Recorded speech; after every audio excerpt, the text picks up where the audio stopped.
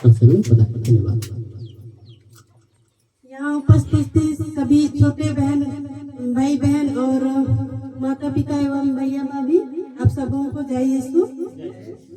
मैं शुरुआत में प्रभु यीशु को तो जानती थी, लेकिन कभी गई नहीं। चर्च जाने का मेरे को बहुत शौक था, लेकिन मतलब घर से ही नहीं जाती थी। तो फिर मैं पास्टर के पास जाते जाते मेरे को धीरे धीरे मतलब वचन सुनते सुनते अच्छा लगने लगा। उसके बाद में वहाँ तो उधर हो गया 10 बार जाके, फिर उधर जाके आते थे। उसके बाद अच्छा लगता था, 2-3 दिन होता था, फिर और वही आ गया। उसके बाद में यहाँ पे वो प्रोग्राम होता है, ये सब मैं देखती थी यूट्यूब में, लेकिन पता ही नहीं, देखी बस, फिर भूल गई। उसके बाद साल भर हो गया, फिर मेरे को याद आया कि नहीं, मेरे को वहीं जाना चाहिए। फिर मैं सोच रही थी, गांव का नाम भी भूल गई। उसके बाद में इधर होता है वो भी नहीं पता मेरे को। फिर उधर जाके तो मैं मतलब तंग आ गई ना। फिर मैं सोची, हे प्रभु, मेरे को ऐसा जगह दिखाइए जहाँ आप चुने हैं। तो फिर डेली ऐसा सोचती थी, अगर ऐसे मतलब पास में होता तो मैं जाके घर आ जाती। ऐसा जगह मेरे को चाहिए प्रभु करके। तो फिर धीरे धीरे ऐसे ही मतलब एक दूसरे से बात करते करते एक दीदी बोली कि मैं मतलब गुड़िया लोग को वहाँ लेके गई थी, तो फिर वहीं ली, तो फिर मेरा समस्या का समाधान हुआ करके। फिर मैं बोली, दीदी आप लोग जाएंगे करके। तो वे लोग बोले कि जाना तो है, एक बार बताने जाना है करके। तो जब इतना ही बता दिया कि वहाँ गए तो ऐसा हुआ करके, तो मेरा मन तो आज की कल जाऊँ ऐसा लग रहा था। फिर मेरे को गाड़ी चलाने तो आता नहीं है, तो फिर बस पता की, तो फिर सुबह है ऐसे करके बोले। फर्स्ट बार में तो बाइक में आ गए, कहाँ पे गांव है ये भी नहीं पता था, पूछते पूछते आ ही गए। फिर मेरे को बहुत अच्छा लगा। उस टाइम तो उतना पता नहीं चला, लेकिन अब धीरे धीरे मेरे को यहाँ आते आते ही बहुत अच्छा लगने लगा। और मेन तो मेरे को भूख नहीं लगता था, बिल्कुल भूख नहीं लगता था। मतलब जितना खाती हूँ उतना ही निकालती थी, और 1 घंटा हो जाता था ऐसे खाते खाते, किसी से बात करते ही खाती थी, बिना मन का ही खाती थी, लेकिन मेरे को पेट भरना ही है ऐसा करके।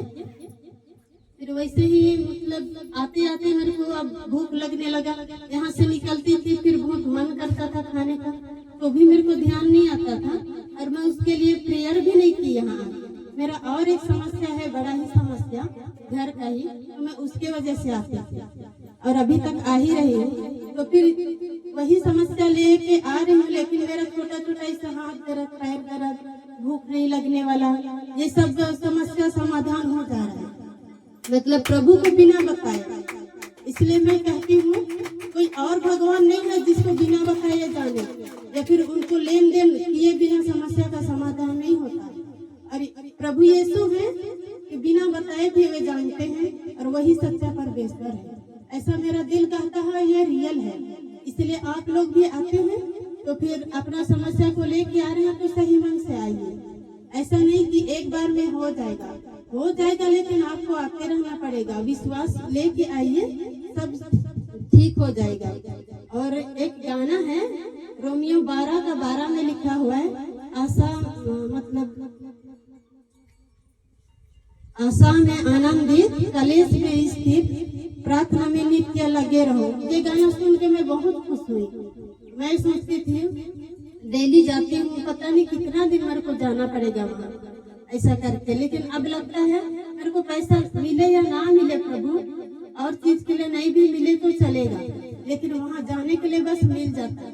और प्रभु मेरे लिए, घर वालों से मैं नहीं मांगती, बस मेरे को प्रभु दे ही रहे।